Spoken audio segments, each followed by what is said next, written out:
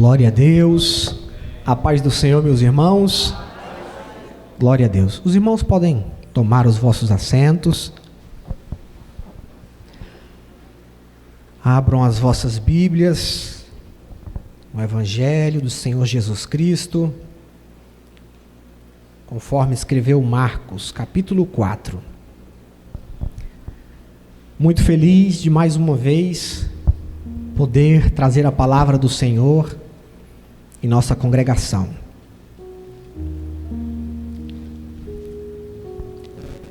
Agradeço ao meu Deus, aos meus pastores pelo incentivo no meu crescimento, minha esposa tem intercedido por mim, toda a minha família, as nossas líderes da CIB, na pessoa da cooperadora Val, que fez o convite, e a cada um de você que está aqui hoje.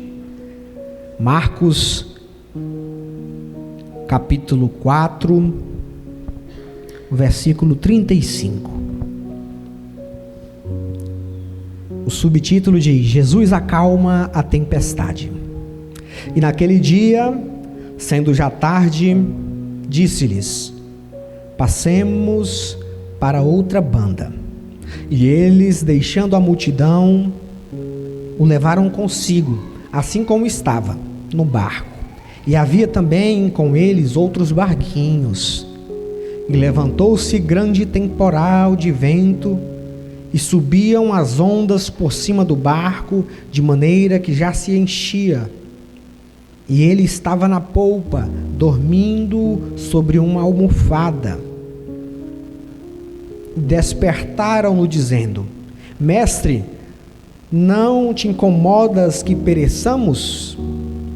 E ele, despertando, repreendeu o vento e disse ao mar: cala-te, aquieta-te. E o vento se aquietou. E houve grande bonança. E disse-lhes: por que sois tão tímidos? Ainda não tendes fé? E sentiram um grande temor e diziam uns aos outros: mas quem é esse, que até o vento e o mar lhe obedecem? Glória a Deus. A título de introdução, eu gostaria de fazer 4 declarações.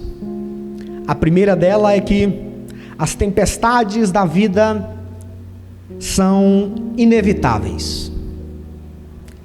As tempestades da vida são inevitáveis. As tempestades, elas chegarão para todos.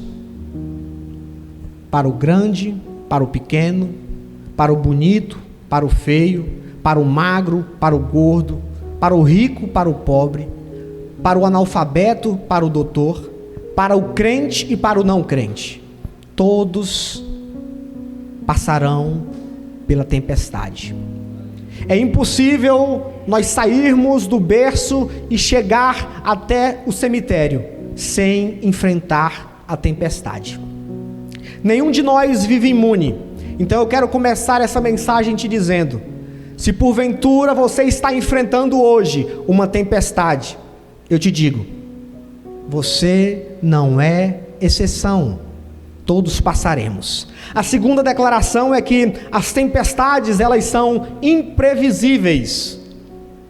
Chega quando você menos espera. Um dia comum, como qualquer outro. Um dia comum, como qualquer outro. Você está indo para o seu trabalho e sofre um acidente. Um dia comum, como qualquer outro. O seu casamento vai tão bem e do nada surge ali uma intriga que começa a arruinar. Um dia comum como qualquer outro, você vai ao médico para poder ele olhar os seus exames e lá você descobre uma grave doença. E eu gostaria de ilustrar com um pouco de geografia. O mar da Galileia não é um mar, é um lago. É o lago de Genezaré. É um lago de água doce. É o maior reservatório de água doce do Oriente Médio. ele está a 220 metros abaixo do nível do mar. Ele está cercado de montanhas também. E um fato muito interessante, um fenômeno que acontece ali, muito curioso, é que no extremo norte de Israel existe a sua montanha mais alta, conhecido como Monte Hermon, e nesse monte, onde ele, por a maioria das vezes, está sempre coberto de neve, coberto de gelo, acontece que muitas vezes o vento vem, passa pelo Monte Hermon, desce sobre aquelas colinas, ele roda ali sobre aquelas montanhas e vai sobre as águas daquele lago. E quem sabe é isso que aconteceu aqui nessa passagem que nós lemos. E é assim na nossa vida, meus irmãos. Quem sabe nós embarcamos, assim como os discípulos, o mar estava calmo, o mar estava tranquilo, tudo ia bem. Mas quando a gente já estava em mar, já estava navegando, a tempestade começa.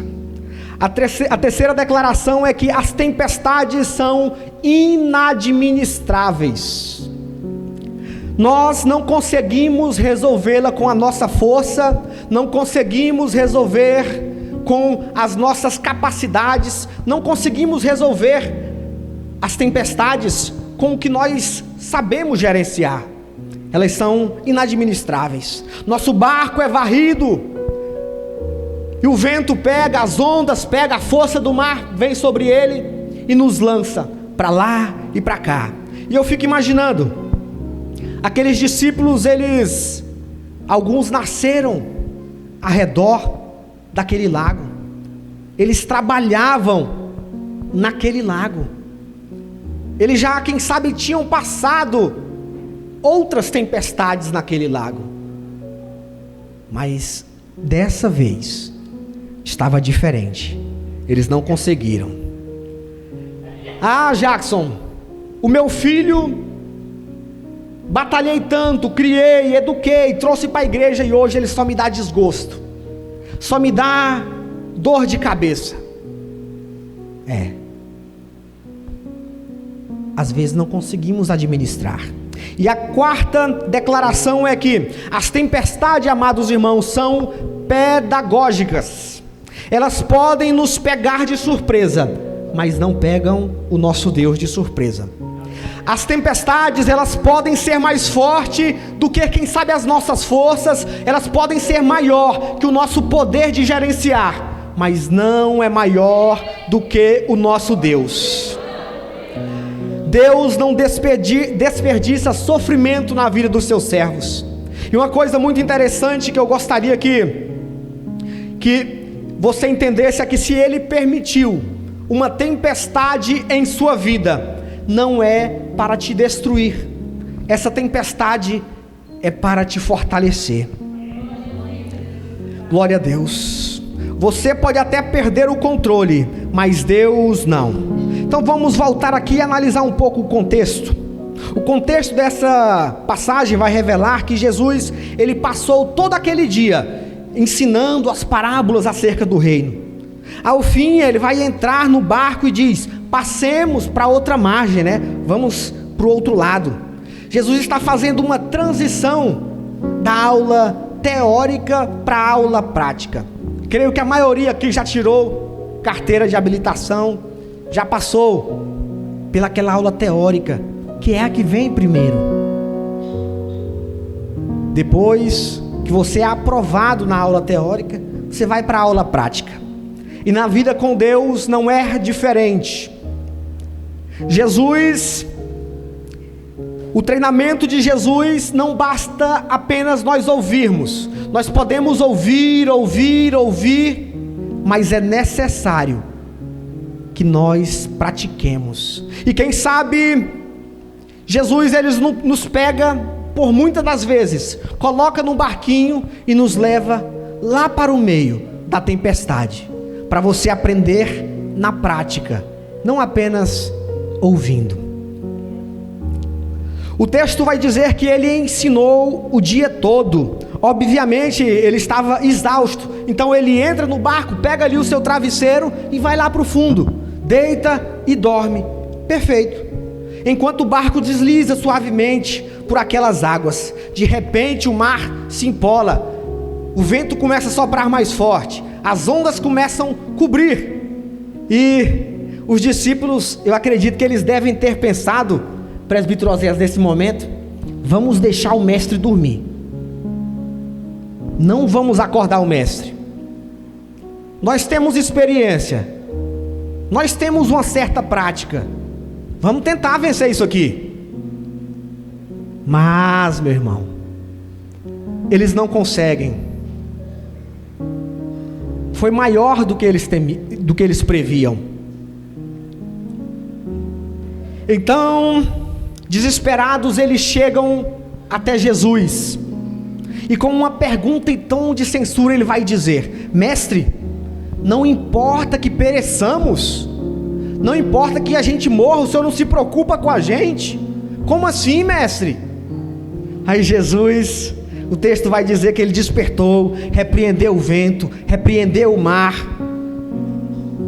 O vento ouviu a voz de Deus, se acalmou, ficou tudo tranquilo, e a palavra de Deus vai dizer que houve bonança. E ele então vira para os seus discípulos e pergunta assim: por que vocês estão com medo?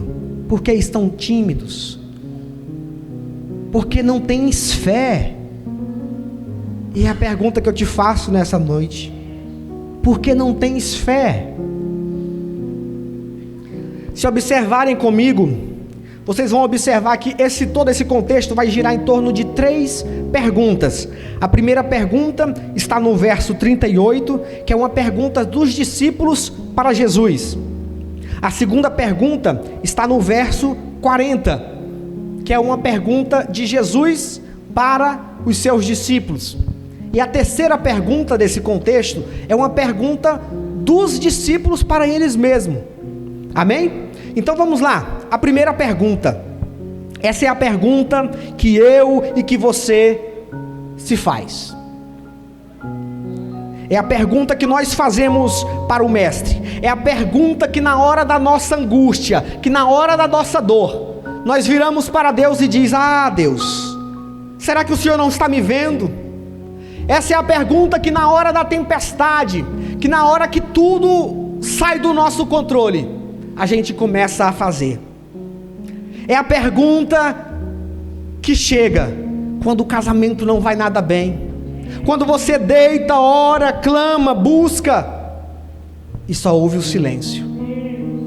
É a pergunta de quando você tem um ente querido padecendo de uma enfermidade, você se ajoelha, pede por cura, você, quem sabe, paga um jejum, tenta buscar ali, mas nada.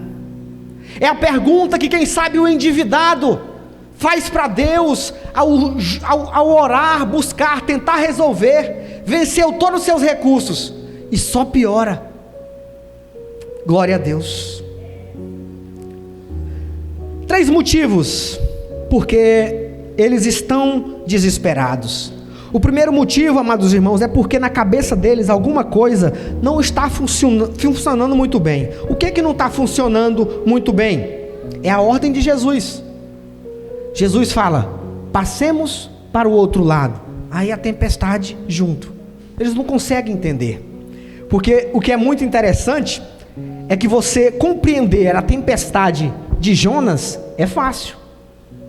Você compreender a tempestade de alguém que está num caminho de desobediência é fácil. E a título de alerta para nós, eu quero que os irmãos prestem atenção que o desobediente, o caminho da desobediência, ele é o endereço para a tempestade. Mas aqui no caso eles não estão desobedecendo, eles estão seguindo exatamente o que Jesus está falando. Eles estão caminhando com o mestre, eles estão debaixo da bênção, eles estão ouvindo e obedecendo. Aí é difícil, aí a situação é mais complicada. O que parece claro em nossas mentes é que, olha, se eu estou servindo a Deus, me vestindo como crente, caminhando para a igreja, servindo ao Senhor, em comunhão com a igreja e com os meus irmãos, então a vida vai ser boa, tudo vai ser tranquilo, tudo vai ser paz, o mar vai estar calminho, o céu vai ser só brigadeiro, um mar de rosas. A gente tem essa errada visão. O segundo motivo pelo qual eles estão desesperados, amados irmãos, é que na cabeça dele outra coisa também não está resolvida. Como eles vão conseguir conciliar a urgente necessidade deles com a aparente demora de Jesus?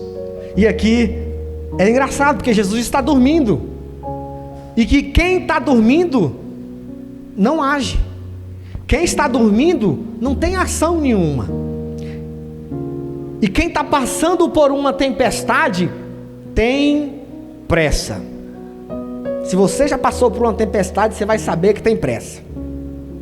É quando você ora na madrugada, se ajoelha, clama para Deus, as lágrimas descem pelo seu rosto que secam, e você não escuta nada, em silêncio. É quando você ora, pede, busca, pede para Ele abrir uma porta, e nada acontece. É difícil, meus irmãos. É quando o grito de desespero é tão alto que você só consegue ouvir o eco da sua voz. Você não consegue ouvir uma resposta do mestre. Pensa comigo, Marta, seu irmão Lázaro está doente. Ela manda um recado para Jesus, que Jesus estava um dia de viagem ali de Betânia, e ela então diz a Jesus, o mensageiro chega até ele e fala: olha, Marta manda te dizer que está enfermo aquele quem tu amas.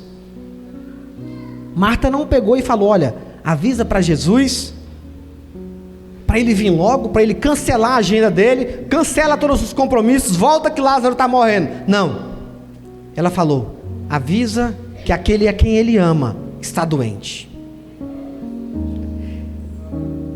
Quando Jesus recebe o recado, ele diz para os seus discípulos: olha, Lázaro morreu.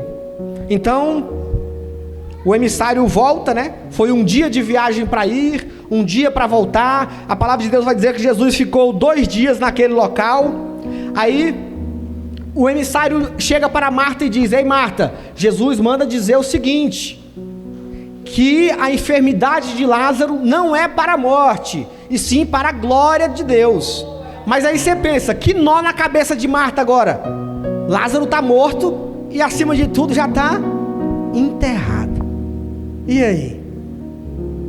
Jesus então resolve o que ele tinha que resolver por lá, volta,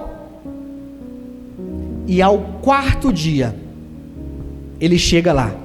Por que Jesus fez isso, meus irmãos? Por que ele foi indiferente? Será que faltou amor para Lázaro?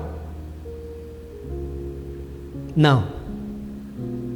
Existia um conhecimento acerca dos rabinos daquela época, uma crença que eles tinham, é que a pessoa poderia ressuscitar até o 3º dia. Passando do 4º dia em diante, apenas Jesus poderia operar esse milagre, descendo do céu e operando. Então Jesus falou: eu vou chegar no 4º dia. Glória a Deus. Para que a nação de Israel entendesse e compreendesse, foi necessário que não era apenas um homem maravilhoso, um grande homem, mas que era Deus entre os homens que estava ali. Quando Jesus parece estar atrasado, meu irmão, eu quero te dizer, essa aparente demora é porque Ele está preparando algo melhor para a minha e para a sua vida. Não desanime, Jesus está no controle. A terceira coisa que eles não entendiam era como combinar o desespero deles com o silêncio de Jesus, Porque quem está dormindo, além dele não estar fazendo nada, não está agindo, ele também não fala nada. E eu posso lhe garantir que o silêncio de Jesus, às vezes ele grita mais alto que muitos problemas que a gente está sentindo. Os céus pareciam estar de bronze, nenhum sinal ao seu favor. Você pode imaginar o que Jó sofreu com isso? Um homem mais piedoso e mais rico, agora falido, perdeu tudo. Um pai exemplar sepulta em um só dia os seus 10 filhos. Um homem saudável, com sua saúde plena, agora está parecendo um cadáver, uma ferida aberta. Na hora do seu maior desespero, a sua mulher chega para ele e fala para ele amaldiçoar o seu Deus e morrer. Os seus amigos que poderiam levar para ele uma mensagem de paz, uma mensagem de motivação, uma mensagem de consolo, viram para ele e começam a fazer críticas. Começa a falar: ó Jó, você está em pecado. Ó Jó, você adulterou. Ó Jó, você está passando isso aí é porque você roubou os órfãos e as viúvas. Que coisa que aquele homem passou. Esse homem se reduziu a nada, amados irmãos. E a única pergunta que brota na sua alma é: por quê? Por quê, meu Deus? Por quê? Ele fez essa pergunta para Deus por 13 vezes. E por 34 vezes ele fez uma queixa para Deus. E sabe qual foi a resposta dele? Nada. Silêncio total. Após passar tudo isso, foi apenas o silêncio. Mas uma coisa magnífica que, após ele perder tudo, dinheiro, família, amigos, algo ele não tinha perdido. Algo estava pulsando de forma inabalável em seu coração. Ele proclama isso: mas uma coisa eu sei, perdi meus bens, enterrei meus filhos, eu perdi minha saúde, meus amigos, todos me desprezam, mas algo está inabalável no meu coração. O meu Redentor vive e por fim ele se levantará. Aí Deus vai romper o silêncio e vai abrir e despejar sobre Jó toda a sua glória, a sua majestade, o seu poder. Jó vai ficar tão impactado com aquilo que vai se encolher e vai dizer: meu Deus, eu só te conhecia de ouvir falar, mas hoje os meus olhos te veem. Será que nós estaríamos com medo também? Será? Será que a gente estava com medo? A segunda pergunta é essa: por que estão com medo? Por que vocês não têm fé? E aqui eu vou dar 4 motivos para vocês, porque eles deveriam ter fé e não medo. O primeiro motivo é a promessa de Jesus. Jesus falou: passemos para outra margem. Quando Jesus, meu irmão, tem uma promessa na sua e na minha vida, você pode ficar tranquilo. As promessas do Senhor, nenhuma cairão por terra. Quando Jesus libera uma palavra sobre a sua vida, você tem que entender e guarde no seu coração que a realidade e a promessa de Jesus é a mesma coisa. Glória a Deus. O segundo motivo porque eles deveriam ter fé e não medo, por causa da presença de Jesus. Jesus estava naquele barco, estava lá atrás na polpa, deitado, descansando. E quem é Jesus? O Criador do vento, o Criador do mar, o Criador de todo o universo, o Criador do cosmos, o Criador das estrelas. E a criatura não pode ser maior que o seu Criador. O Criador, Ele deu ordem para o vento cessar, para o mar se acalmar, e tudo isso aconteceu. E o terceiro motivo que eles deveriam ter fé e não medo é por causa da paz de Jesus. A Bíblia vai falar que Jesus estava dormindo. Será que ele não sabia daquela tempestade? Claro que sabia. E se sabia por que ele dormiu? Ele dormiu porque ele está no controle de tudo. Tudo está no controle de Deus. Entenda, meu irmão, que a paz não é a ausência de tempestade, mas a paz é mesmo na tempestade ter fé que Jesus está no controle. O quarto motivo porque eles deveriam ter fé e não medo é por causa do poder de Jesus. Marcos ele vai falar aqui que no redor desse episódio, outras circunstâncias onde Jesus demonstrava o seu poder foi a respeito dos milagres. O que é milagre? Jesus ele criou o universo e sobre o universo criou as leis. E sobre essas leis, todos nós estamos sujeitos, mas Ele está acima das leis. E é isso que é milagre. É quando sai do natural e passa a ser o sobrenatural. É quando você não consegue resolver mais com as suas próprias forças. Aí é que Jesus entra em ação. É quando você fala assim: olha, cheguei no meu limite, eu não sei mais como resolver, eu não sei mais o que fazer, já orei, já busquei, mas nada aconteceu. É nessa hora que ele se levanta e começa a agir. Em seguida, no capítulo 5, no capítulo 5, verso 20, vai falar que Jesus vai desembarcar depois daquela noite tempestuosa na região chamada Decápolis, que eram as 10 cidades ali gentílicas, e vai descer em uma cidade por nome de Gadara. E a Bíblia vai dizer que Gadara tinha um despenhadeiro e tinha um cemitério. A última coisa que a gente espera ver em um cemitério à noite é alguém vivo, né? Mas a palavra de Deus vai falar que existia um homem nu, dia e noite, se cortando, se machucando, um homem fora da lei, que algema alguma conseguia segurá-lo, um homem que estava sendo violento, porque estava tomado por 6 mil demônios, uma legião. E por que Jesus foi ali naquele lugar? Para que ele foi ali? Porque ali tinha alguém que eu já tinha desistido. Ali tinha alguém que, quem sabe, os obreiros aqui em cima já tinha desistido. Ali tinha alguém que a família já tinha enjeitado. Ali tinha alguém que ninguém queria ele por perto. Mas Jesus via naquele homem algo maravilhoso. E aquele homem tinha um valor tão grande para Jesus que ele fez toda essa viagem para curá-lo. E a palavra de Deus vai dizer que ele cura aquele homem, que ele liberta aquele homem, que ele restaura aquele homem, e aquele homem se torna um missionário para o seu povo. Aquele homem começa a pregar a palavra de Deus.